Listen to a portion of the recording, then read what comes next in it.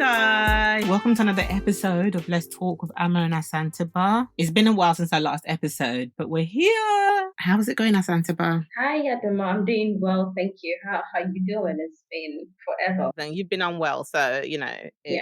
but you're feeling better, right? Yeah, much better than before. So yeah. Cool. It's actually too late to wish our listeners Happy New Year. Is it safe to wish? Because we're like in Feb, aren't we? It's okay because we haven't interacted with them this year, so you can say Happy New Year to them. Okay, well, Happy New Year, guys. It's a new year, and I know that when it's a new year, everyone wants to get their finances in check and their New Year's resolutions and, get their business in order. So then we thought, what better way to start off the new year than to have somebody who's very accomplished, somebody who's amazing in their field to guide us through that, right? Yes, absolutely. Although it would have been great to have done this at the beginning of the year. So we have people, going through their finances very well so they can do their savings and their budgets. But it's never too late. We're still in the second month of the year. So usually the first month people use up their money to make up for the Christmas spending. So yeah, a good time to have Daryl take us through how to, be financially literate, for want of a better word. I am super excited. So we've got Mr. Daryl Harper in with us. Like this guy, if I'm telling you, he will tell you everything you need to know about finances. But do you know why I'm so excited about having Daryl on? Because I hear a lot of podcasts now. I listen to a lot of financial shows, and normally you see the people, the financial advisors, the people giving the lectures and the talk. For me, I find that what qualifies them is just the degrees that they hold, and actually maybe majority of them haven't lived through their experience or are not literally practicing what they preach. If that makes sense. It makes a lot of sense, and they're just talking out of the books. I can identify quite a few people, when I start listening, I just tune up. I'm not interested because it's like you're just reading out of a textbook to me. You're telling me what's logical, but you're not giving me any real life experiences.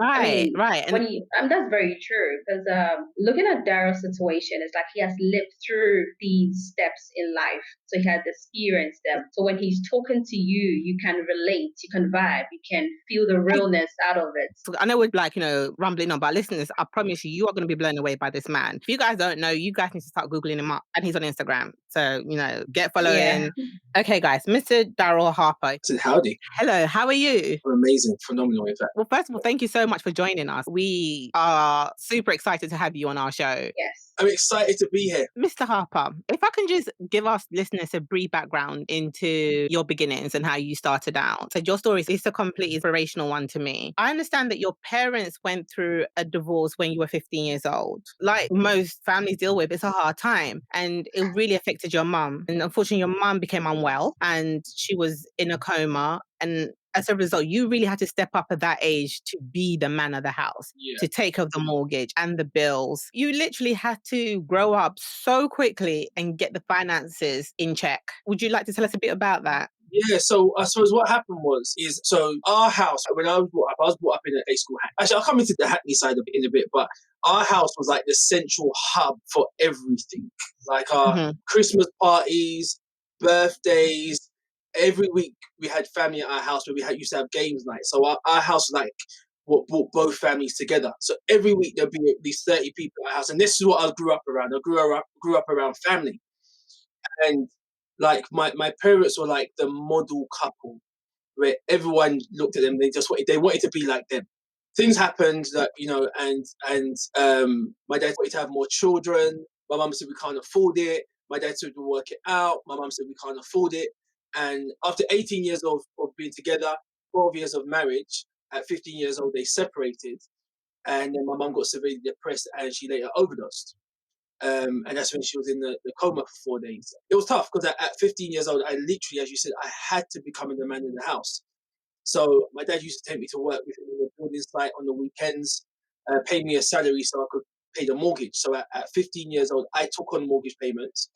Then at 18 years old, they transferred the mortgage into my name. So imagine at 15 years old, I'm paying for a mortgage. 18 years old, I have a mortgage. And then I bunked school or truanted from school for 3 months just before my GCSE exams. Not because I was a bad student. I was just scared that when I came home, I was going to find my mum dead because she was quite suicidal at the time. So I used to just hide around the local estate.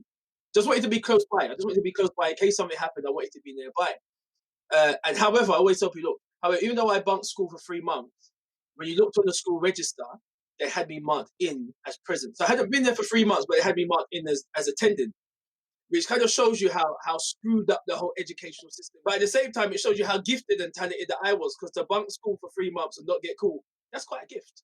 That was kind of like my upbringing. So for about 5 years, I used to hear my mum cry herself to sleep, like literally for 5 years straight, and specific times of the year as well. Like on her birthday, she'd cry herself to sleep. Valentine's Day on April the 20th. That was, I don't know why I'm telling you this, but this was the day, that was the day I was conceived. And my dad's birthday, there was those specific times. So for 5 years, my life had changed. So when it's hard for you to move forward when you're constantly worried about leaving your house. If something happens, you're going to come home, going to find your mum dead. Yes. So it was hard to move forward. And one day I just had to turn to my mum, and I think it was after about 5 or 6 years, I said to her, "Mum, you got to get over it now. Pups ain't coming back. Pups ain't coming back. It's time to move on. Going counselling ain't helping. Taking the medication ain't helping. None of those things are going to help. You have to make a conscious decision that you want to change, and you can't bury yourself in what has happened. It's about what is going to happen and what the future holds. You can't keep holding on to the past, because the thing is, the only reason why you look at your past is just to see how far you've come, to learn from your mistakes, but not to live there, because you can't move forward whilst you're constantly living in the past. Does that make sense? So, but for me, I didn't know any different. All I knew is that I had to make sure the bills were paid. I had to make sure the mortgage was paid. I had to make sure there was food on the table, and that was it. That was just normal to me. I didn't know what else to do other than just be a man and take over the household, and run the house, and that was it. And you've turned that incredibly well. Like, you've won so many accolades. So I know a lot of people that have quite difficult childhoods, and unfortunately for them, it doesn't always pan out and become successful as yours has been, because obviously that will lead them into other certain situations and lead them into doing things that they don't really want to do. But you are such an inspirational for a Black man in today's age. I feel like we need a lot more like you. Yeah, do you know what's interesting? As I was saying at the beginning, I was brought up in Hackney. Yeah, so I know you're in Ghana. I'll give you kind of to understand what Hackney's like. Okay. So when I was brought up in Hackney, Hackney never used to be called Hackney. They used to call it Crackney, because they also airing drugs, right? And there was a place in Hackney called Murder Mile, where there's this one stretch of road where every single week without fail, someone was murdered on this one stretch of road. And I lived probably about a 5 minute walk and a kind of 1 minute 30 second drive from there. And at the age of 10 years old, someone had approached me and asked me to hold and sell drugs for them when I was 10 years old, which I never did. I never did it. But the reason why I always share that story, I like people to understand, just because you're born on the wrong side of the tracks, it doesn't mean you need to stay there. You can cross over, but the moment you cross over, in my opinion, you have a responsibility to go back and help as many people as you can. So my thing was always about I wanted to be a role model. I wanted to be the person that when people walked around Hackney, if I walk through Hackney, people go, "That was the guy that changed my life. That was the guy that showed me how to do this. This is the guy that encouraged me to do that." I wanted to be that person, because I understood that a lot of, especially Black boys, they never had a father figure in their life. My dad was always present, so I never had to seek love from anywhere else. I didn't have to join the gang to get love and attention. I didn't have to do something bad to get love and attention. I had love in my household. So irrespective of what happened with my parents, I always had love. But I realized that a lot of people didn't have anyone to look up to or aspire to, or at least give them that encouragement or positive role model. Because my dad was always my hero. He's always been my hero. I've never looked at anyone on TV and said, "I want to be like that person." I had a hero that was in my house that raised me. But not everyone has that. So I just wanted to be a kind of an inspiration to other people, to encourage them and to show them that it is possible. Because you can't trade in your cards. Whatever cards you're dealt, that's what you're dealt with. You just have to play them. You can't trade them in. You can't swap them. You just got to play them, and you can't keep complaining about your situation and then not actively try to change it, because then you're choosing to stay in the situation. So yeah, I completely agree. Okay, so if I understand correctly, although your parents were divorced, you had your father still in your life, helping to raise you. Okay, and what was your greatest inspiration? What actually made you become this person? Looking at how you started, looking at, the things you had to go through at that early stage or age in life. What possibly motivated you? Do you know what? I would say I had a solid foundation. My parents taught me character, how to have a good character and principles and manners. Even just opening the door for people. And as well, I saw how my dad treated my mum. So as much as they separated, my dad, to this day, my dad's never put his hand on a woman. He's always said to me, if you love and respect your mum, you'll never put your hand on a woman. Yes. I've seen my dad thump down, I'm going to use punch. I've seen my dad thump down a man on the street because he saw him hit his woman. My dad just jumped out of his car and thumped the guy down. I'm not going to say his name because I don't want him to get arrested, just a long time ago. Was the type of man that I grew up with, that he just, I was talking, my dad wasn't, any man could be a sperm donor, but it takes a real man to be a father. Yeah. So my dad was present. He was a role model. I saw him work. He had me on the building site with him from the age of 4 years old, which is like child abuse, to be fair. But I loved it. So he showed me how to work. He showed me just certain principles of life. My mum was the same as well, but me and my dad were like this. We're like brothers. Okay. Yeah. And it's only when my mum and dad separated that me and my mum got close as well. And me and my mum are like brother and sister. We're still with the respect, but we are tight. We are so tight. So I just had a positive environment around. My family life was great. So as much as I had all this stuff happening, I had so many positive stuff that I could pull on. And sometimes what happens is, you have the one or two negative things and we focus on the negative, but I saw so many positives. Wow. So can you give us brief background as to how you got into finance? Because I've listened to a few of your talks. And first of all, I'd like to say you are a naturally gifted speaker, aren't you? I would say, because I've spoken to a lot of financial advisors and people in the financial industry. And prior to having my little boy, I worked in the corporate world. So I've spoken to a lot of people in this type of world, and they're very square, if you understand what I mean. They're very, cut around the edges. They just read from script. They read from theory, what is there, and, there's no space for any room or any movement. But with you, it seems to me that you're a very natural speaker.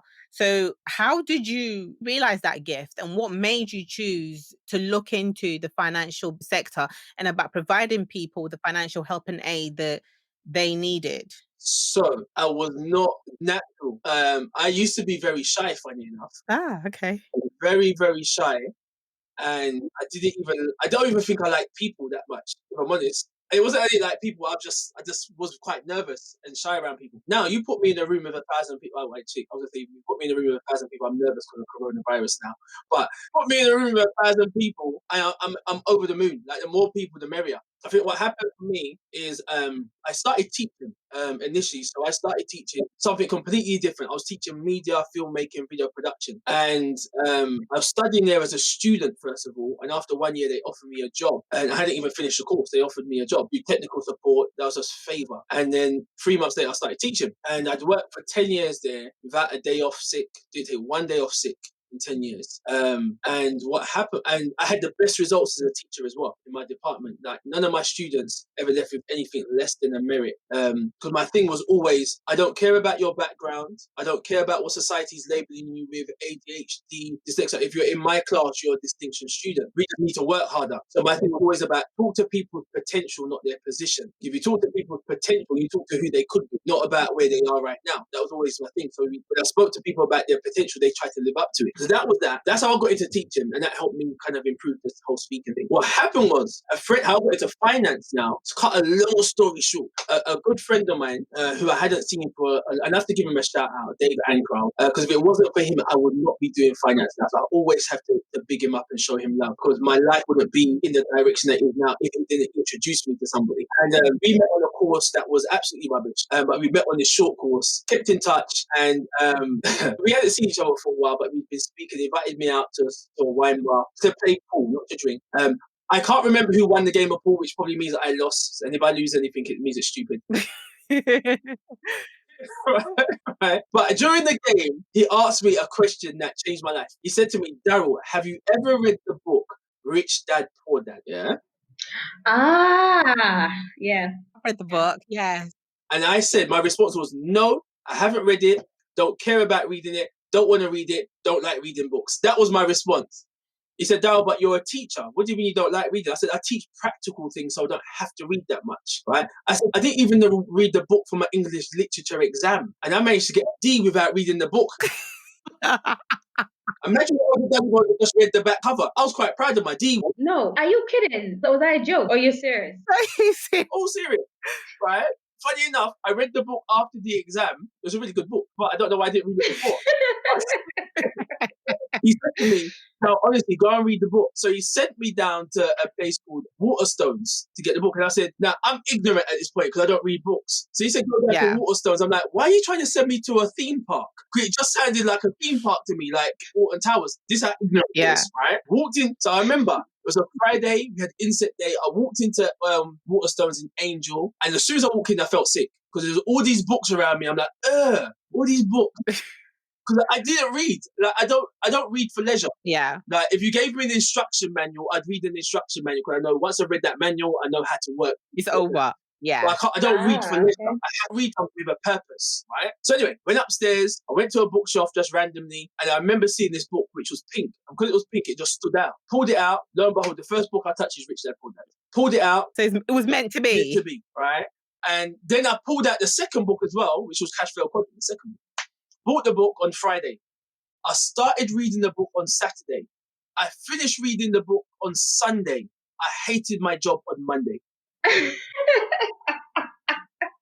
And bear in mind, I'd never read a book in my life up until that point. Yeah. My friends phoned me on Saturday and said, Dad, what are you doing? You coming out? I said, no, I'm reading the book. They were like, no, but Dad, seriously, you're joking. What are you doing? I'm like, no, I'm reading.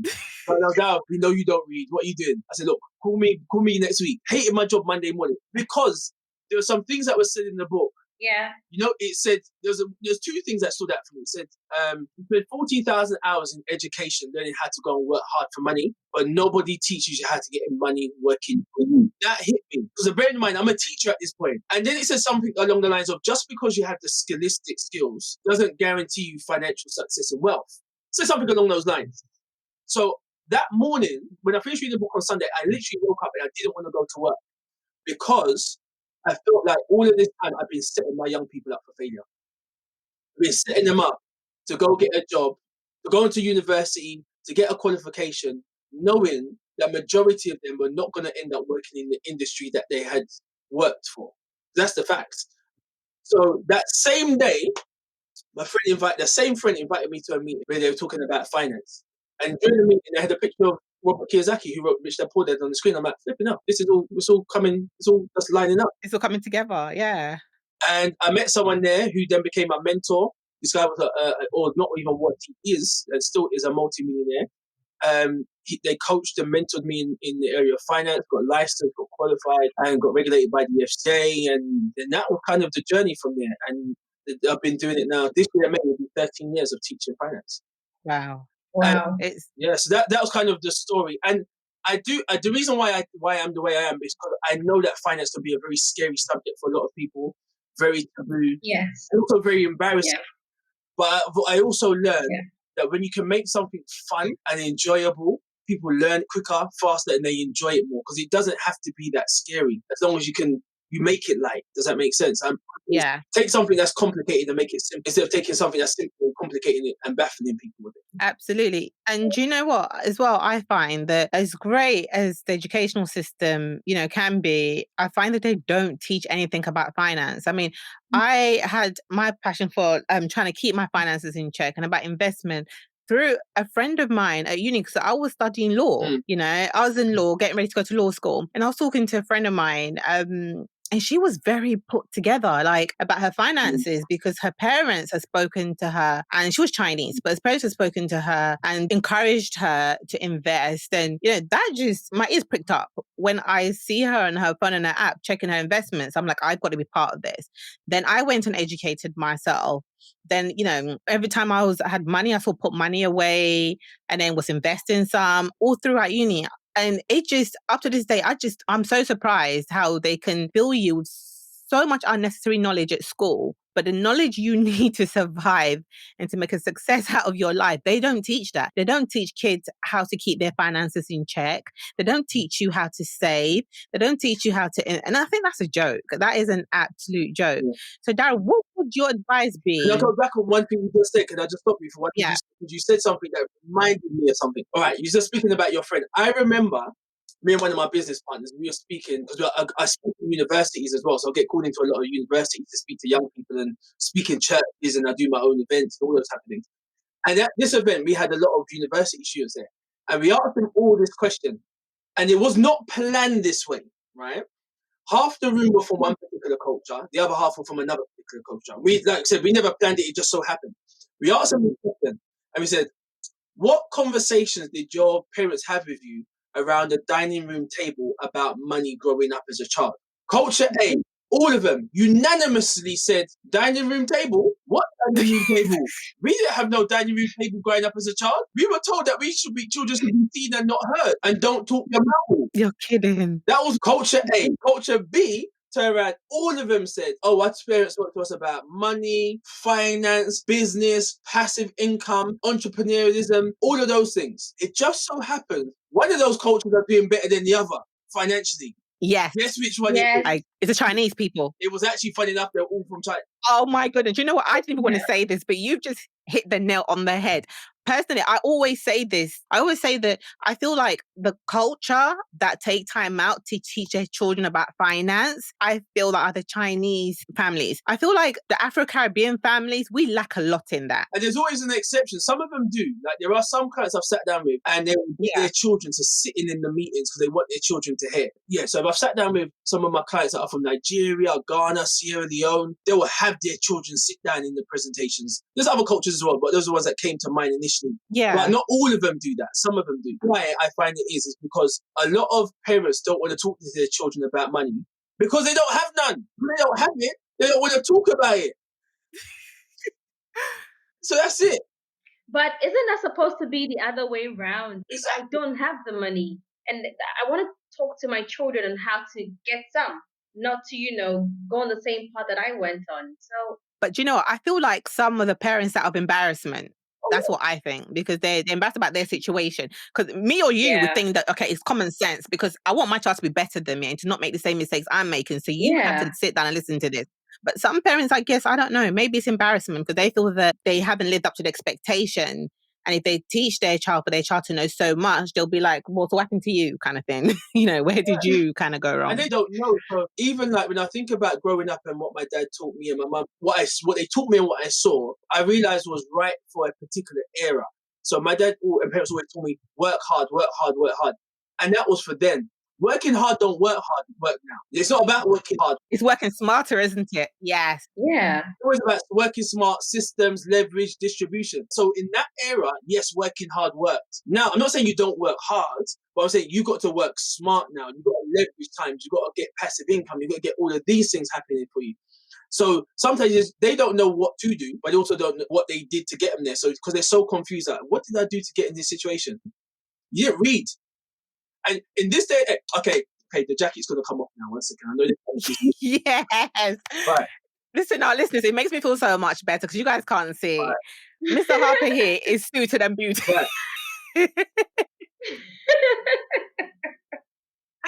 So it's jacket time off now. He's getting down to the real business. In this day and age, and I'm going to be this. I don't know what this is going to do to your podcast, right?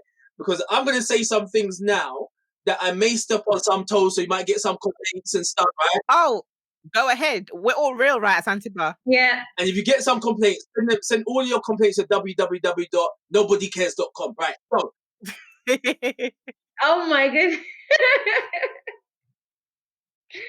if what I say is about to offend you, it's going to offend you because there's probably some element of truth.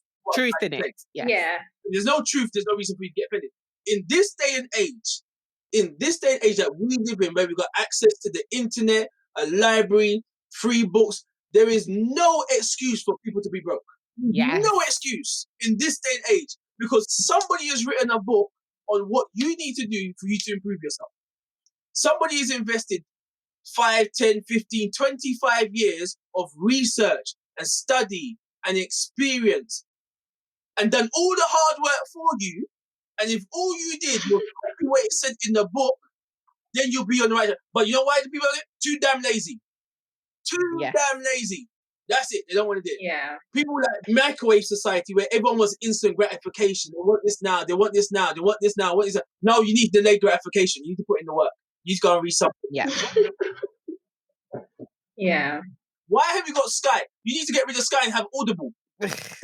Thank you. Yes, I You know agree. what?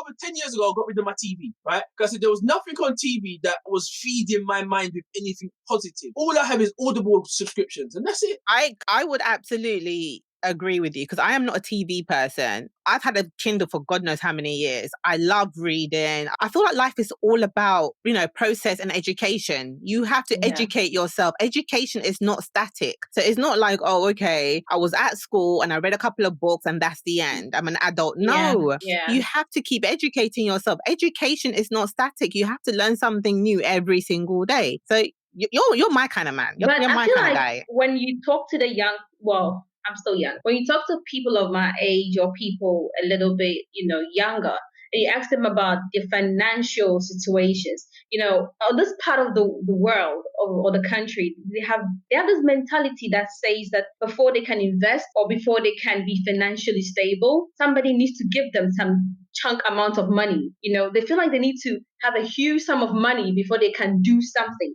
So even if they are working and they're having salary like £100 or 100 Ghana cedis, that's small. They feel like they're unable to save because this is a situation. They have a life which is expensive more than what they are earning at the end of the month. You get it? So they end up using the little they get, spending it on unnecessary things just to keep up a standard. So they are unable to save. So it's very funny when you see young people working, they are earning monies and all that, and they are unable to do anything financially. Like you speak to, I speak to a couple of people, my mates, speak to them about savings. And they're like, oh, what am I saving for? I don't have a child. I'm not married. What am I saving? They have no idea. Prior to this podcast, I was like, I haven't been so well. So I was doing half day at work. So when I'm able to speak to people, like, oh, we're going to have this podcast. What is your take on this? Savings. Evelyn, you stop this. I'm like, so because you're not married, you don't have kids. Ama, you look at them and then you go like, what is going on? Like, it makes you wonder what kind of, people they are. And it's going to continue, we're unable to have a break in this financial life because probably the mother saw nothing wrong with it, passed on to the daughter saw nothing wrong with it, so passed. It's very difficult. You realize that they literally have hand to mouth, like we call it. Whatever they get, they spend. Whatever they get, they spend. It's just very sad. See, that now reminds me of something my dad said to me when I was growing up. There's certain things my dad said to me growing up that I never forget. Like, go to bed before I beat you. Not that one. He said, tell me who your friends are and I'll tell you who you are. He always said, if you're standing in a room with your friends and you're the smartest one in that room, you need to go and find some more friends. You need to hang out with people that are better than you, that are more successful than you, that make more money than you, have got bigger goals and dreams than you have. And then you tend to grow to that environment. And what happens is, you hang around with people that are the same as them. They may not be progressive. They don't challenge them mentally. And my thing is always, you want to be, ideally, you either want to be the best of the best, the best of the worst, the worst of the best. Yeah. So the best of the best, the best of the worst, the worst of the best. I can see you trying to get that in your head now. So if you ideally the best. So if you're the best of the best, you're better than all the rest, essentially. Or you're the best of the worst. Yeah, but you never want to be. You want to be the worst of the best, I should say.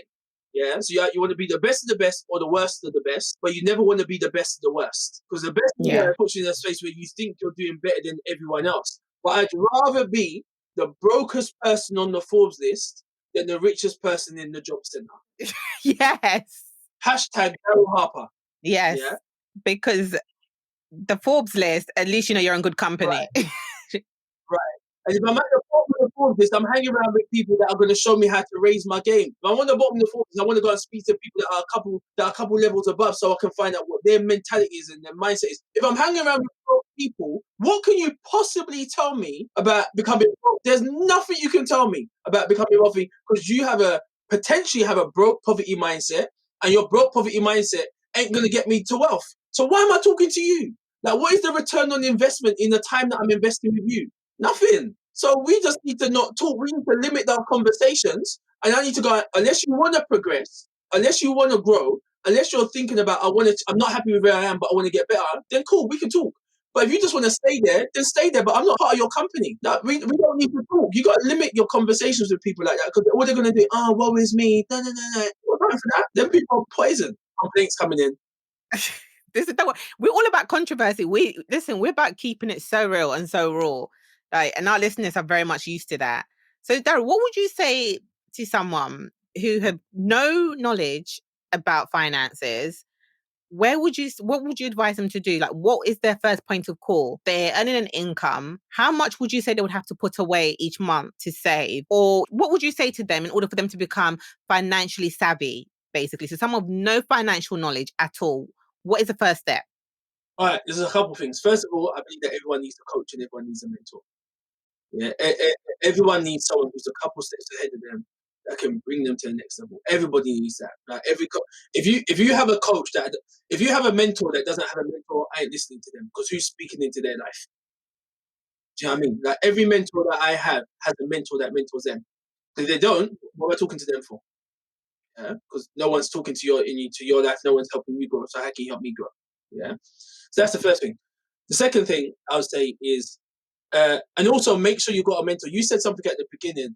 You said something about me that you wasn't about me. I think you talking about James that you got to practice what you preach. One thing with me, I don't practice what I preach. I preach what I practice. Yeah, because if you preach what you practice, that means you do it first and then you talk about it. Yes. Amen. I like that. So I only talk about stuff that I do or I have done. I ain't talking about it. So you've got to find a mentor that actually is preaching what they practice or have practiced. Yeah. As long as they're a couple steps ahead of you, they can lead you in it. The other thing is, I think before we get financially savvy, it's about identifying what your goals are. Because if you all money, I tell people all money is money is an amplifier. Yeah, good people with money will do good. Bad people with money will do bad things just on a bigger scale. So what money really does is it just magnifies who you are, and it sort of exposes and expresses your personality more of what it already is. So, but if you have no goal for the money, then you have no desire to save the money. Does that make sense? Yeah. Yes. So people don't save unless they have a reason to save. So you meet people. Anyone will tell you, majority of people that want to get married, right? And they've got to save like 20 grand of money in a year and a half or 2 years. They've never saved 20 grand in their life before. But the moment they need to get married, suddenly the money comes out from somewhere. Yes. Right. And I'll tell you why that is. A couple of reasons why. Number one, they have a burning desire. They have a goal to get married that burns inside. It's something they really want, first of all. Because they got this thing that they really want, it consumes the majority of their thinking. They're healthily obsessed by the thing that they want. And because they're obsessed about getting married and it's consumed them, then they're going to do everything they can to do it. They put that one in the atmosphere. The other thing they do is they set a date. They set a date of when they want to get married, and they tell everyone about it.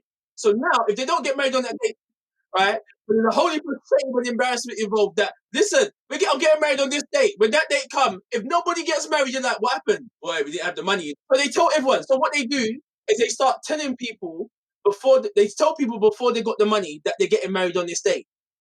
So what you've done is now committed to it. Does that make sense? Yeah. So you're seeing it, and you've also committed to it. And now we put in the work. So the first thing, you've got to have a goal. Yeah, because if you've got a goal that burns inside, the discipline is a lot easier. That's the first thing. You've got to find out what that goal is. So, and I'm not talking about no little stupid goal. Yeah, I'm talking about what they call like a guy called Andrew Carnegie, one of the wealthiest people of his time. Talks about having something we call a CCMP, a clear, concise mental picture.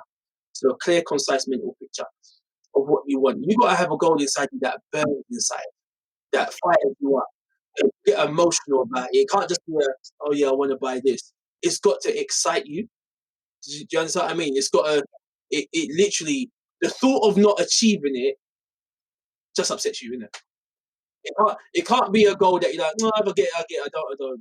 It's got to be one that you're gonna have to. That's the first. Most people don't ever do that. Once you've got the goal and you've got the coach and you've got the goal, now it's about putting systems in place. It's putting systems in place that are essentially automated, that don't require you to be involved, i.e. standing orders. Most people don't ever do that. And then you pay yourself first.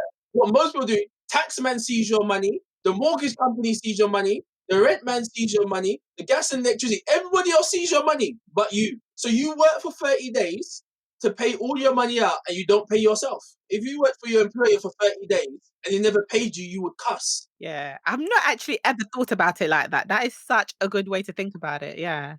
But you work for 30 days and don't pay yourself, and you're like, oh, it's okay. No. As soon as you get paid 10% of your money, now this depends on what your beliefs are. Obviously, 10%. If you go to church, then your 10%, you tithe your 10%. Yeah, you reap what you sow. Yeah, it's called cause and effect. You must be a giver. Yeah, but that's kind of up to you. I'm not going to preach to you about what you should do about tithing. That's kind of you and God. So, but then you got to take 10% of your money. You got to pay yourself. That money just goes there for your emergency fund. If you were out of work and you can't survive for at least 12 months, you don't have enough money to set aside. Ideally, 12 months. Yeah, I heard that. Yeah. When I left my job, when I sacked my boss, I sent him a picture of Anna and Sugar from The Apprentice, and underneath the picture it said, "You're fired." And I emailed that to him. Wait, hold on. You sacked your boss. I love it. Yeah. I CC'd over 600 members of staff, so every member of staff will copy in the email. What was their response? I'll tell you why I did that. I did it because I'd worked there for 10 years without a day off sick, and when my grandfather passed away and I asked for 2 days off, they turned around and said no. He said, "You're only entitled to 1 day." You're kidding me. No. And then the next month, my cousin passed away, and I ain't talking about no distant cousin. This is close cousin. Yeah. And I asked them if I could attend the funeral. They said no. They said, if it's not a parent, a grandparent, or a sibling, you're not allowed to attend. However, that was the best thing they ever did to me, because sometimes you have these pivotal points in life where something happens, you have to choose whether you're going to let that thing make you or break you. And I chose to say, all right, I've worked here for 10 years of my life. I've never had a day off sick. I'll come in with illness, sickness, pain, injury, and I've shown up every single time. And I asked for compassionate leave, and you're not giving it to me. All right, I'm gonna leave my job. So that literally 2 days later, I wrote my resignation letter. I had it stuck on my wall for the 3rd of December, stuck on my office wall, waiting to post it. I had the other email with the word "you're fired" in it, and sitting in my outbox, dated to send on the 3rd of December. So no matter what happened, that was getting sent automatically on that day. For the next months, building up my income, building up my savings and investments to make sure I had money there. And when I left, I got picked up in a Rolls Royce. And a red carpet. Yeah, so one of my mentor drove to college in a Rolls Royce, just rolled it out, and I left in a Rolls Royce and a red carpet. Oh wow, that's a good way to exit. In a grand style. It's a good way. Because I said, if you're gonna sack your boss, you make sure you go out and come down. Yeah, people always ask me, Daryl, did you attend the funerals? I said, of course I attended the funerals. It's family. I called my employer in the morning and I called in sick. And they said to me, Daryl, what are you sick with? I said, I'm sick of working here. Go and put that on your records as a medical. That's it. No, and you know why I did that as well? This is the key reason why I did it like that. I wanted to burn the bridge. Yeah. I didn't want no escape route, because what happens with most people is, I believe you need to have a safety net in the life for certain things. But what happens is sometimes when you got that safety net, you don't go full out because you know that you got an escape route. Where like, if I sack my boss like that, there is no way that I can go back to them and show your face. I could never go back there for employment. I could never go back there and ask them for a reference. I can't do it because of how I left the job. So if I'm not telling everyone to do this, by the way. If I burn the bridge, I've only got 2 options. The one option is full, or the other option, I'm going forward. So if those are my only 2 options, and down isn't the one for me, I have to succeed. So I stacked up 2 years of cash. So I did my 10% plus to build my emergency fund. So when I left the job, I knew no matter what happened, I've got 2 years to make my business work. And that's what happens with most people. You're not prepared to burn the bridge. You're not prepared to take a leap of faith. You're not fully committed. Like, when I'm talking about I'm fully committed, it has to work now. I've got no choice. No choice. No choice. But do you know what? I like to go in much deeper. Generational wealth. This has been coming up a lot, especially I find in the media and also for the Black community. I think it's something new that probably started in 2020, where everybody wants to know about generational wealth and building their generational wealth. And I messaged a few of my friends when you agreed to come on the show. I'm like, okay, so what would you want us to talk to Daryl about? What most interests you about your finance? And they mentioned generational wealth. So Daryl, for people that keep hearing the words generational wealth, what is it? How can they build on it? And where do they start? Okay, so you have a choice. You have a choice of whether you're going to leave generational wealth or you're going to leave generational debt. That's the choice. Most people, unfortunately, leave generational debt to their loved ones to do. That's the unfortunate thing. So we're talking about and I don't know the beliefs of everyone on here, But from a scriptural point of view, it talks about you should leave an inheritance for your children's children. So it's not about just leaving something for your children. We're talking about building a legacy for your children's children. And if you want to go deeper, then let's go for children underneath that as well. Yeah. So to do that, though, there's a couple of things you need to do. Number one, you got to make sure that's actually what you want to do. And there's just certain practical things you need to have in place. Like, do you have a will? Do you have a trust? Do you have life insurance? Do you have these basic things in place? So let's go through the life protection insurance side of it first. Yeah, because that is one of the quickest ways to inject wealth into your family. Yeah, so the quickest ways to do it. And most people, unfortunately, a lot of black people think, oh, I don't want to take out no life insurance because if I take out some life insurance, this is the wickedest one I hear. I don't want to take out no life insurance because if I take out life insurance, I might die. Do you know what? This is such an African thing, you know? I swear that. I've had so many Ghanaians say this. No, it's so true. I think I told you this before, right? Yeah, very true. Very, very true. You're gonna die if you take out life insurance. You're gonna die anyway. Yeah. So why would you? And this now I'm gonna go deep. Now. So now I'm starting to undo my buttons on my shirt because I don't know what's gonna happen. Wait, hold on. Let's just undo the cuffs here. Right. This is it. So the reality is, for most people, is, as I said, life insurance is one of the quickest ways to get wealth into their family. But yet, most people won't do it. Yeah, most people would rather insure their car, they will insure their home, they will insure their mobile phone, they will insure their laptop, their freezer, their fridge, their dog, their cat, their hamster, the goldfish, everything else is insured, but the person who pays for all of those things. If that is not foolishness, I don't know what is. Now, it could just be a lack of education and knowledge. I get that. But once you know better, you should do better. Because for you to not do better when you know better is actually now quite selfish. I don't know about in Africa, but you know how much the average funeral costs over here? Isn't that 10 grand? An average of 7 to 10 grand. Now, some of them will say it's about 3 to 5 grand and what have you. Oh, it's actually the same in Africa. Now, that also depends on where you come from. And then why I say that? Because stew chicken and rice, eba, fufu, jollof rice, all of those things cost more than cucumber sandwiches. Yeah? So, yes. No, do you understand what I mean? Culturally, my best friend passed away. It was his 2-year anniversary of his death on the 6th of February, so a couple of days ago. He died on his birthday. Yeah, 2 years ago, right? And his funeral cost £28,000, and it wasn't extravagant. He had like in the West Indies, we have something called 9 night. Yeah, where people show up to your house for 9 nights, eating you out in the house and home. Yeah, and showing their respects. But we have people that do that. So he had 500 plus people at his 9 night. He had over 1,000 people at his funeral. The funeral party, they wanted 8 grand before they even accepted the burial. Then you got to spend 4 grand on the tombstone the next year.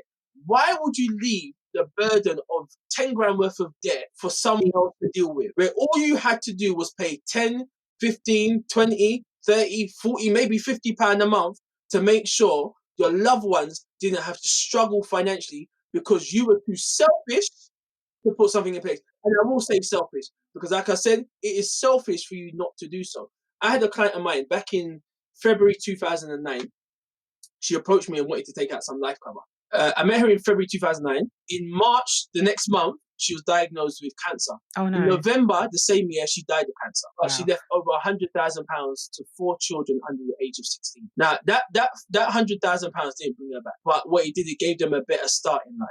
Because the reality is, you cannot replace a loved one, but you can replace their income.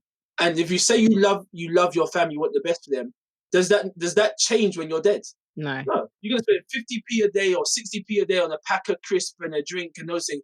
Or you won't spend 30p a day, because that's essentially how much it could cost, 30 to 50p a day, £1 a day, to make sure your family's protected. Yeah. How selfish is that when you know better? Yeah. But your cat's insured. Your dog's insured. So that's the first thing. Let's stop the foolishness and let's stop acting like, oh, I'm never going to die. Yes, you are. I'm never going to get sick. Because no one that gets cancer thinks that they're going to get cancer. Yeah. Some healthy people get cancer. There's loads of people that died too soon and too young that were healthy. Things can happen. A friend of mine, his mother-in-law was walking down the street minding her business. A truck was turned in the corner and mounted the curb and severed her in half. Gosh. Oh. And she's walking down the street minding her business. She didn't plan that. You don't think that's going to happen, but yet you don't put anything in place. That don't make no sense to me. That's the first thing. We were talking about Yeah. preparing each other. And if you're blessed and you got parents that are still alive and they ain't taking out some insurance, I'll be prepared. You should be prepared to pay for it yourself, because at some point Yeah. somebody's gonna have to pay for a funeral. If they go first, I'd rather pay 20-30 pound a month now than pay 10 grand later. Yes. We can throw that one out there. So that's the first thing. Let's get the basics in. You know what the joke is? You know what you find about people that have a poor mentality? Yeah. They do the complete opposite to people that have a rich mentality. So wealthy people will actually take out life insurance. Yes. Do you know what I mean? Like, these are people that have Yes. got money, have still got insurance. Like, if you 50, I was just started listening to 50 Cent's book, right? Really good one. I've heard the first part of it. It's like the gangster version of Think and Grow Rich, from what I'm hearing. So from the first kind of chapter I've listened to, even in his book, he talked about him having life insurance. See, that's just like the basic step. Like the easiest thing you can do. Yeah, because essentially what you're doing is you're offsetting the risk to somebody else to pay for it. So if you don't save the money or invest the money, or you don't have the money by the time you die, you've offset the risk where some other company will say they'll pay for it for you for a premium. Yeah, minor. That's the first thing. Second thing, you got to have a will, you got to have a trust. You got to have both. So what a will does is a will basically says, this is where I want all of my assets to go. What the trust does, it stops the government from taxing your estate at 40%. So you may think, oh, I've got £1 million property that I want to leave to my children as a legacy. They don't get £1 million property. What they get is a 40% inheritance tax. So they can actually end up in a situation that's worse financially, because you haven't done the simple thing as just get a trust in place. So that's quite easy to do that. But then also the will is important because for a couple of reasons, other than just knowing where you want your stuff to go. Like, if you've got dependents, if you've got dependent children, like, if you die prematurely, don't assume that your children end up with a loved one. That's not what happens. Your children actually become property of the state. So it means that anyone can claim your children. Like your next door neighbor who you can't stand, who won't lend you no sugar, they can claim your children. Do you understand what I mean? But like those three basic things, these are foundational things. So when people talk about, oh, how do I build wealth? Why am I talking about building wealth? You can't even do the basics and the foundation. Like, let's get you wanna build. How can you build the roof and you ain't even got no foundation? Yeah, no, that is true. And also, you got to understand, when people pass away, there's things that happen. There's an emotional loss, financial loss. There's grief time. There's grief time. So you got to make sure that you have all of these things in place, but you have to be purposeful. You have to plan for those things. As well as leaving the money and all of those things, you got to leave them with the education, because the worst thing you can do is get a person with a poverty mindset money. Because if you've got the poverty mindset, you don't, like, if you hear about people that win the lottery, when they win the lottery, typically a lot of them in the 2 or 3 years later, they're in a situation that was worse before they met the lottery. Because they got money, the money didn't bring any additional work, education or information or knowledge. They just got more money with the same mindset. If you're a spender before, you're a spender now. So you also got that financial literacy and that financial education, and so they know that when they get the money, they receive the money, they know what to do with it. That makes sense? That makes perfect sense. I completely agree with you that it is all about the mindset.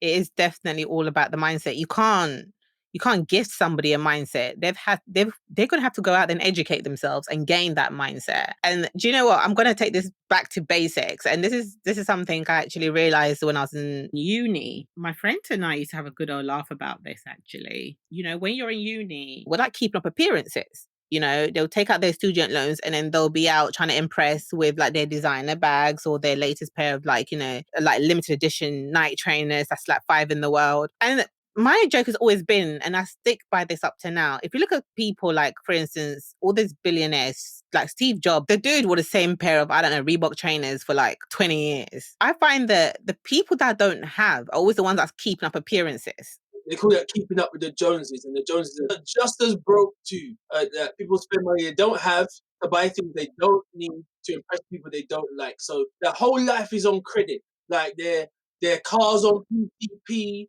their house is on mortgage, their clothes are on finance, their hair is on lease. Yes. The whole life is just on finance, and you can't do anything because you ain't got no cash. You got no credit, no good credit. Absolutely. It's just a joke. For me, I don't know, Daryl, correct me if I'm wrong. When people always talk about, oh yeah, I've got a mortgage, I'm like, yeah, but that's not the end.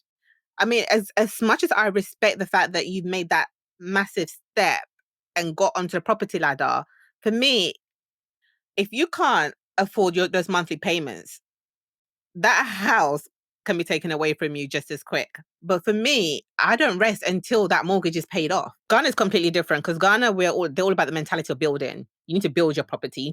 So after that place, I think they've got the right balance. It's all about complete ownership right from the start. But I find that like in the UK, it's all great to get on the property ladder, but there's a misconception, especially I think because kids are not taught about finances and about mortgage. That's not the end deal. You've got to work smarter and harder to pay off that, to claim it as yours.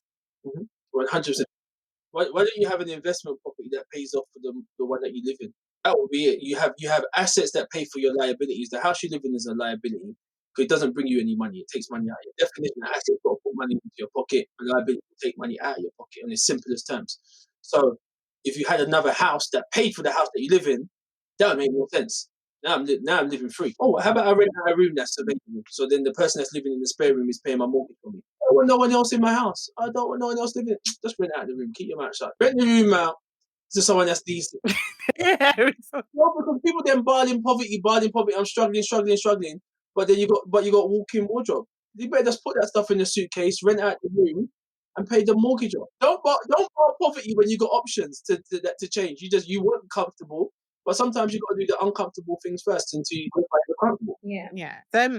What would be your biggest advice that you could pass on, something that maybe someone has taught you about finance that you can share with our listeners out there? So they're all going to be really basic because I find that the simplest things are the most effective things. Yeah. What people do is they take the most complicated things and they take the most simple things, make them complicated, or it has to sound complicated for them to believe it. Number one, we also spend less money than you earn. That's it. I said about having a coach and a mentor already. You've got to have multiple income streams, diversify your income, have multiple income streams in sensible industries.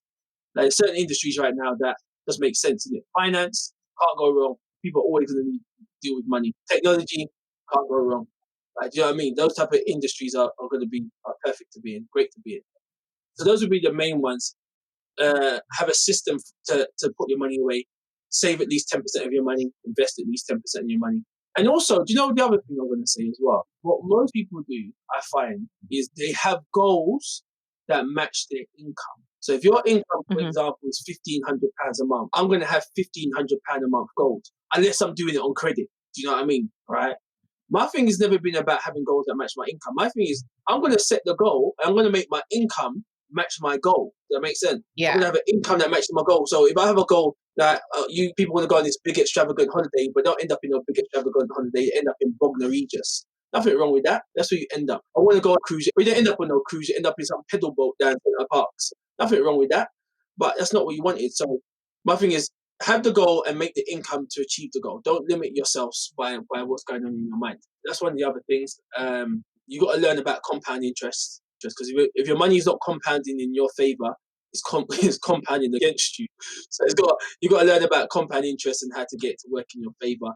And you got to just make more money. Like, there's no magical way of doing it. Yeah, you got to have a budget and don't overspend and all of those things. But at the same time, sometimes it's just like, there's only so much you can cut back by. Like, there's only so much money you can cut back. At some point, you just need to go and generate some more. Okay. And you can't sit there for the Christians on here. You can't just sit there and pray for more money. Yes, I agree. Yeah. It says knock, seek, and ask. Those are all adjectives. They're all doing words. It means you must do something. It doesn't per se pray, sit, and wait. Yes. Amen to that. You're going to sit there and pray for stuff. Yeah, great. God can put it there and whatever. But what God normally does, He gives you a plan. He gives you an opportunity. So you sit there praying for more money, and then the opportunity comes your way for you to make more money, and then you sit there and you pray about it. And you want to pray about the prayer to see if the prayer that you prayed on was the right prayer in the first place, and can God come down in an image and speak to me and tell me that was the opportunity for me to listen. You prayed for it. When it comes, go and run with it. Why are you praying again for? That's the opportunity you prayed for, and then when it comes, you want to go and pray some more. Stop the nonsense. Yes, I feel like people are not active enough when it comes to grabbing the bull by its horns and taking action into their own life, especially when it comes to finances. I feel like there's just too many excuses that people like to give. I mean, no one wants to be broke, but you can't have it on a silver platter. You have to go out there and put the grind in, put the work in. Absolutely. You got to do inventory of what's happening in your money. So you got to do a budget. Actually find out what you're doing with your money. Find out where is it going, where are you spending, who are you giving your money to.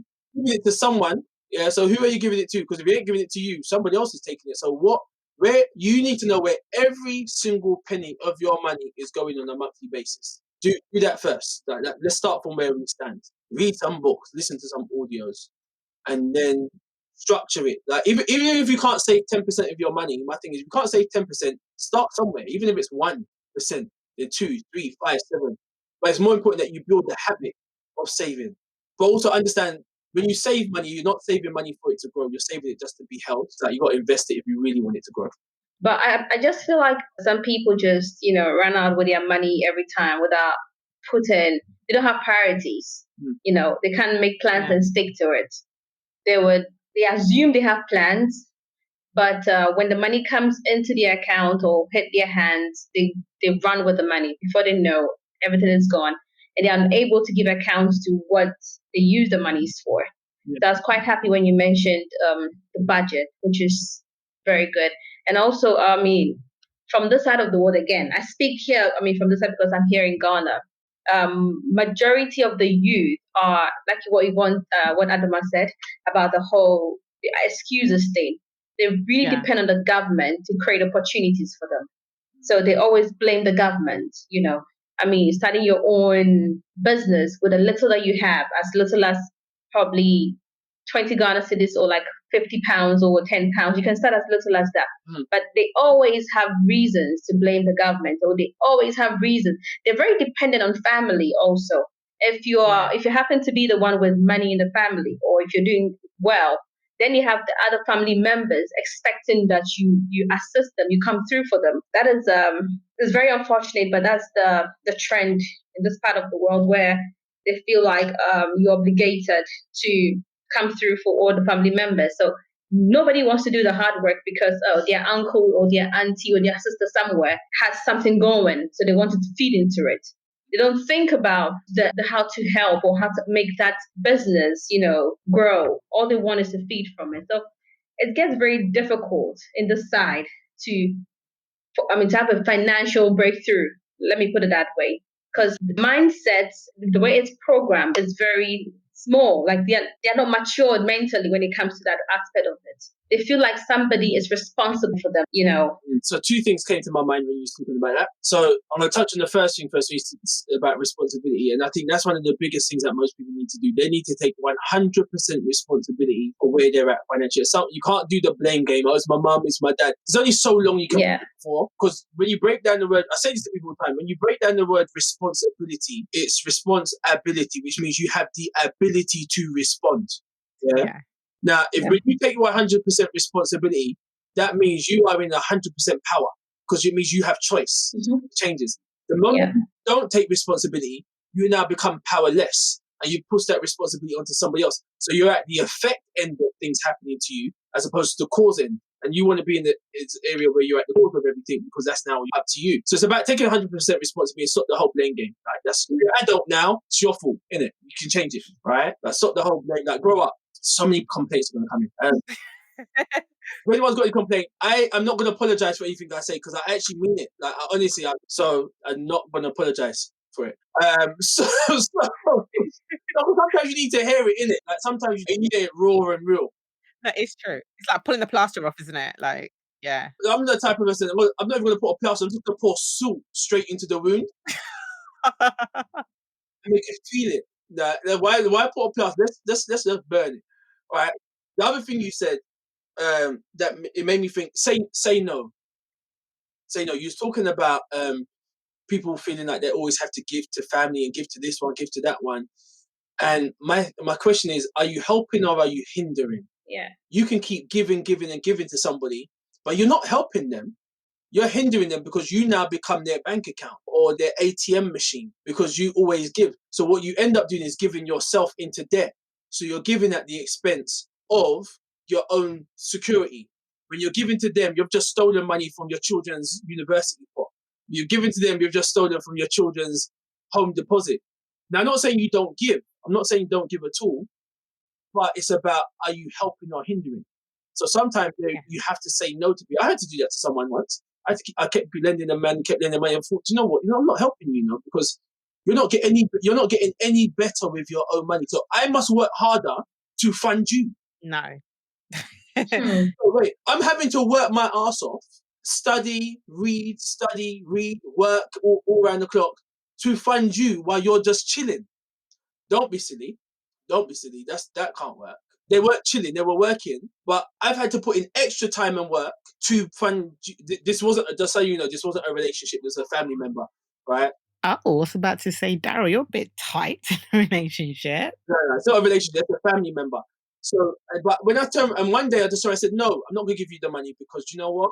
I'm not helping you because you keep coming back. It's not that I don't want to give, it's because there's enough opportunities out there where you could go and make the money that you keep asking me for. But do you know what? I have grown to become that person because I remember when I was much younger, I just started working. Great job, great income. And, family members will ask you for stuff. And at the beginning, I had this willingness to give because obviously you want to help people in situations.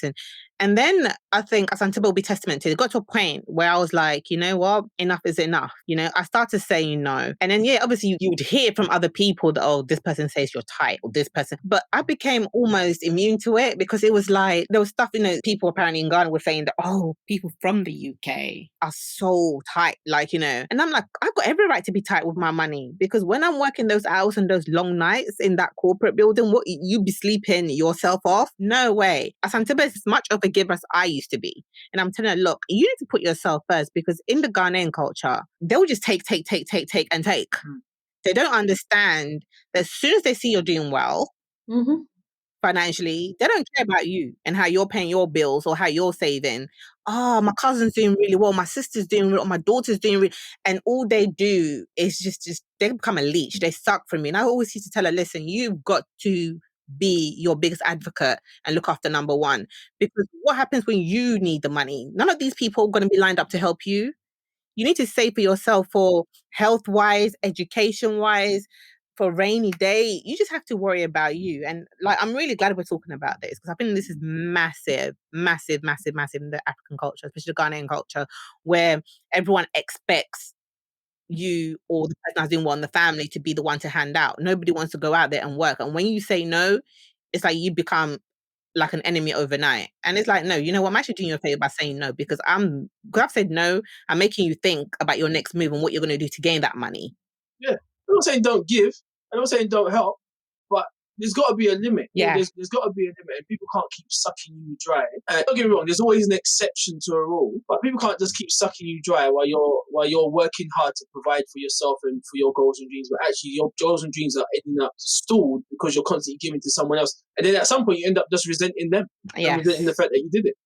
So you're not even giving it. You're not even giving cheerfully anymore. It says you must.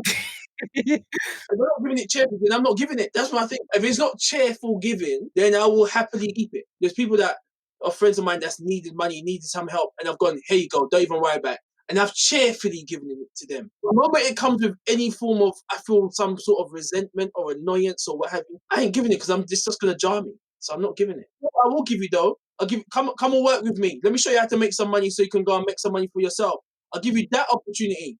Do you know what? That is such a good. I heard that advice as well. It's so funny that you're saying this because I was listening to somebody on someone's podcast as well, and then they were saying that her and her husband, they are tired, so they've got this rule now: they don't lend. They don't lend because when they lend to people, they become the enemy when it's time to give me back my own money. So what they say to someone is, you know what? We've got a business. You can come and work these hours to earn the money that you need. And I feel like that is so true. That is so, yeah. You're going to turn around and say, no, cool, you don't want it that bad. Because if you wanted it that bad, you go and work for it. You go and work for it. If that was me and I needed it, I'd be like, all right, cool. What do I need to do? Cool. Come clean my yard, whatever it is. Yeah, but you're going to, because you know what? You're going to earn the money that you need the money all the time. All right, do you know what? I need someone to clean my house. No, I ain't doing that. All right, cool. You don't need the money then, innit? Good exchange. Do you know what I mean? I'm giving to you. You're not giving nothing back to me. You're making withdrawals, but you're giving no deposits. Oh, that was harsh. But I was spot on though. I like that. So, what would you say to people that are, I hear there's a lot in the Ghanaian communities, or when they get to a certain age, you're like, all the aunties, they're like, oh, I'm too old to save, like, oh, I'm too old. In your mind, and obviously in your expert opinion, do you think there's an age limit where you're like, okay, reevaluate now? Or do you think everyone can benefit from saving and putting something away? Yeah, I was reading something the other day. Mm. It said most men. I don't know what what it said about women, but it said most men come into their own at about Mhm. 40. It might change now because of technology and what have you. But it said between the age of 40 and 60 is when most men really start to make their money. Like the guy Mhm. that created KFC, Mhm. whatever his name is, I don't remember his name. I think he became a multi-millionaire. Colonel, whatever it is, isn't it? Yeah, yeah, yeah. He was in his 60s before he became a millionaire. Wow. Yeah, so it's at that age of 40. So you're never too old, yeah, and it's never too late. I mean, unless like kind of on your deathbed. I should be laughing at that. But my thing is also to get to a point where you do a lot of it when you're younger, so you can enjoy it when you're older. Yeah. Yes, that's my plan anyway, yeah. And the flip side of that as well, I just want to enjoy it now. I don't want to defer my happiness to a later time in life, and like I want to be happy in my now and my present. So it's like I'll make it now, and I'll save it, invest it now. But I'm also going to enjoy some of it now because I don't know how long I've got. Yeah, that's true. Like money's going away for later on in life, so that I know that there's going to be money always there for that, assuming I get there. And if I don't get there, when and if I'm blessed to have children, that pot of money will Yeah. move for them, and they'll live off the interest of that. That's the plan. I make money now that sustains me, but also have money set aside. This is my play money. This is the money I'm allowed to blow it on whatever I want, and then that's guilt-free spending. Because if I work for it, I want to also enjoy it. So I have the long term, the short term, the medium. I've got like 23 different accounts. No, I think I've got more now. I think it's jumped up to 27. Wow, see, someone has to go with me because I've got like 5 or 6, and people are like, huh, you don't need that many accounts. And I'm like, well, yeah. See, people, are you listening? How much? 27? Yeah, something like that. They've all got money in there. They don't all just sitting there dormant. I don't just go around collecting accounts for no reason. No, but you make the money work for you, right? I ain't got time for spreadsheets. I like all my money. I set it so depending on what it's for, it's all in different pots. So I have different accounts for different things.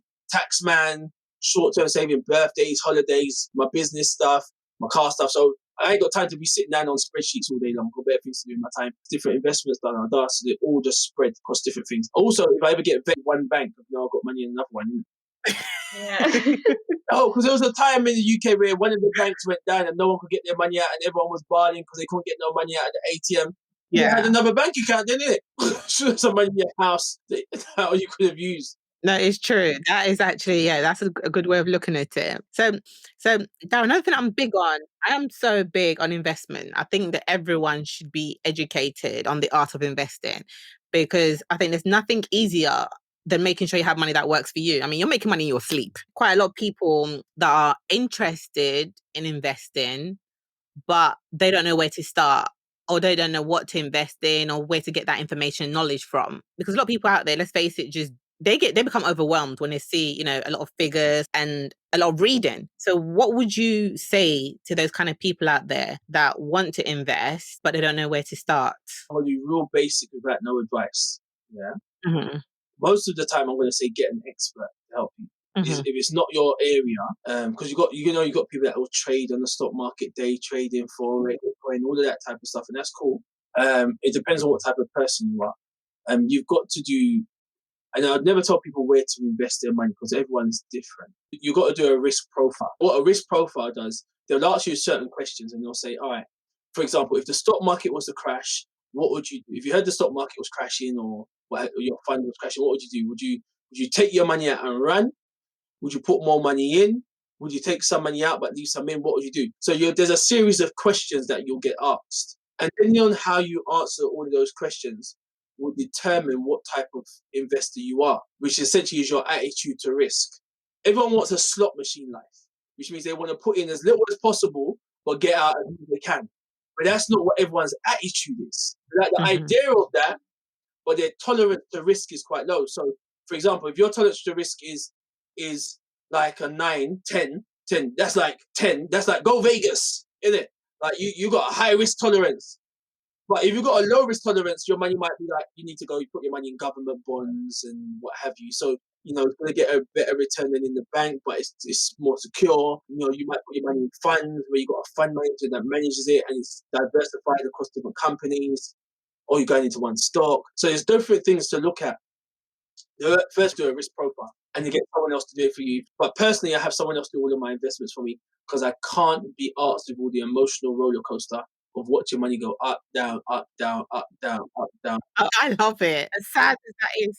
Yeah, previously, Like I was like, now that's when I was more immature and I didn't understand how the stock market really worked. I'll get emotional. Like the first time I tried it, I was like, wait, hold on, I made £10. Yeah. Oh no, I lost £5 vex. So I was on this emotional roller coaster. That's what I can't take this. Now I understand it's long term. Like the other day, I made like 56% return on some money overnight. Do you know what I mean? I made 33% on something else I did the other day. That was just because my attitude is different now. I'm by far not an expert at doing it myself, but I'm learning. But I pay someone else to do it for me because I'd rather do that. Like what you have to understand in business, you must work on your strengths and you hire your weaknesses. Things that you're good at, the things you're not good at, get someone else to do. Give you another way. You work in your anointing. Your gifts will make room for you. So you just work in your anointed to work and let someone else work in their anointing and you collaborate. So I know where my anointing is and I stay in my anointing and then somebody else who's anointed to do something else, I'll pay them to do that. Gosh, this is all like nuggets of gold here. I'm massive on reading and educating myself, and Asantseba is the same as well. If you had to, apart from Rich Dad Poor Dad, but if you had to give us one book that changed your life and your outlook on your finances, what would it be? Okay, wait. Before this, let me ask Daryl, have you read The Money Making Woman? No, I need to write that one down. I haven't read that one. Write it down 1 second. Is that a good one? It's amazing. I would say, apart from Rich Dad Poor Dad, that's the one book I read that, yeah, from the beginning of it, it sounds a bit like a Nigerian background and all that. But reading more into it, it's just an amazing book. I need to make a note of that one. I should have given that to you because, yeah. Yeah, you have during the lockdown. Yes. But Daryl, what would yours be? What would your... All right. So on my website, I've got my recommendations page where it's got like all of my favorite books. All right. So www.darylharper.com, DARYL, harper.com, recommendations books. I would say there's loads of them, but I'm going to go back to one of the first ones I read, which actually was not about money, but the things that I learned and implemented made me more money.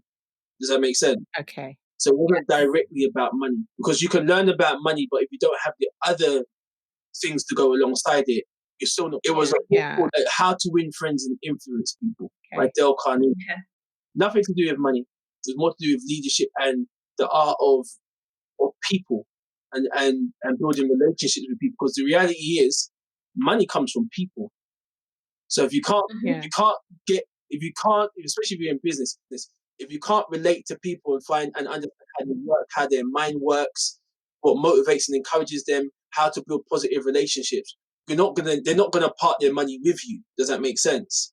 That book single-handedly changed my life when I read that book as well. Because of Rich Dad Poor Dad got me started with the whole consciousness about money.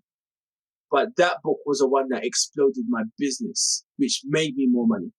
Does that make sense? Yes. Yeah. So that book by far is one I read that about 4 times. I read it 4 times back to back. That's a lie. So I didn't read it. It was Audible. There were CDs before Audible was even around. So every CD I listened to 4 times before I even listened to the second CD. And my car was Open University. Like if you come into my car, you don't get a choice of what music you're listening to. This is not a DJ. I don't take requests. Right? You come into my car, you're listening to an audiobook. You leave my car, you are leaving my car more intelligent than when you got into my car. Amen to that. Yes. If you come out, if you've gone on a journey in your car, and by the time you come out of the car, you ain't smarter than when you got in it, what the heck were you doing?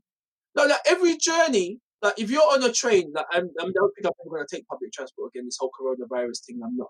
Yes. Public transport ain't working. But if you're even walking somewhere on a journey on a train, how can at the end of listen? If you even leave your house, by the time you come back home, you must be smarter than you were than when you left the house. Because if you didn't, what the heck have you been listening to the whole day? You just wasted 24 hours, and you had the opportunity to, even if it was one thing, one nugget, one chapter, like 30 minutes of listening. How can you not be smarter the day after? Like you got to be smarter than the day before, but not as smart as tomorrow. So you should be always progressive. So that book there, How to Influence and Influence People, big. That book's amazing. Another one was Outwitting the Devil. But if you're going to listen to that on audio, don't listen to it at night time. It will freak you out. It's literally, but another one, Yeah. the wisdom of Andrew Carnegie, or the wisdom of success. Outwitting the devil, that one there is literally is it Napoleon Hill, I think, or someone having an interview with the devil, and they're literally the devil's talking about what he's going to do to basically destroy society and people, so they don't have an understanding of money and mindset and what he's going to do in the educational system. And this was done like however many years ago, and everything that was in that book is happening now. But it was written before this time. It was like years ago. Like the educational system, how you're going to make families break up and drift and all that type of stuff is serious. There's some other books as well that I really love. Obviously, The Richest Man in Babylon. That's another fantastic book. But How to Influence and Influence People is a must for everyone. And anything on John Maxwell and leadership. Like if you're going to build something like a business, families, relationships, John Maxwell and leadership is fantastic as well. I'm really going to look into that. I am so going to look into that. Well, Daryl, we have been so lucky to have had you today. So, we thank you so much. You've given us and our listeners a wealth of information. So, you know what, people, there really is no excuse. If you don't like reading, you heard it here. If you don't like reading, you have no excuse, because all you have to do is listen to this podcast, this episode, and get the information you need. So, yeah. So, people, and I really do, as much as the coronavirus has been difficult for a lot of people and a lot of families, I somehow also think that, it has kind of put certain people in the most amazing situation financially. And I think that it's all about seizing opportunities out there. Just, I know it's doom and gloom, but there are little golden nuggets out there, and if you can see those opportunities, then it's all good. Right, Daryl? My business has exploded since Corona. Yeah. There's people that are going to win in this time, people are going to lose. The people that are progressive and prepared and they're ready to adjust and adapt to what's happening now, those are the ones that are going to win. The people that can sit there and complain while don't try and change anything, they're going to be the ones. They're not just going to fail now, they're going to always fail. And I don't believe in failure, I believe in feedback, but I'm talking about failure because you've given up. No, absolutely. 100%. Well, thank you so much for giving up your time and educating us today. My pleasure. Asantseba, I guess that's it for another episode. Yes, that's it. I mean, when I heard about the financial part of it, I was like, nobody wants to do finances at this time, with everything happening. And I was wondering how it's going to go. But honestly, it's been such an incredible session with you, and for giving us the basics, the fundamentals of life. You didn't take us too far from practicals or from reality. I know our listeners will be able to relate. My pleasure. Oh, thank you, Daryl. All right, guys. Until next time, take care. Bye. Bye.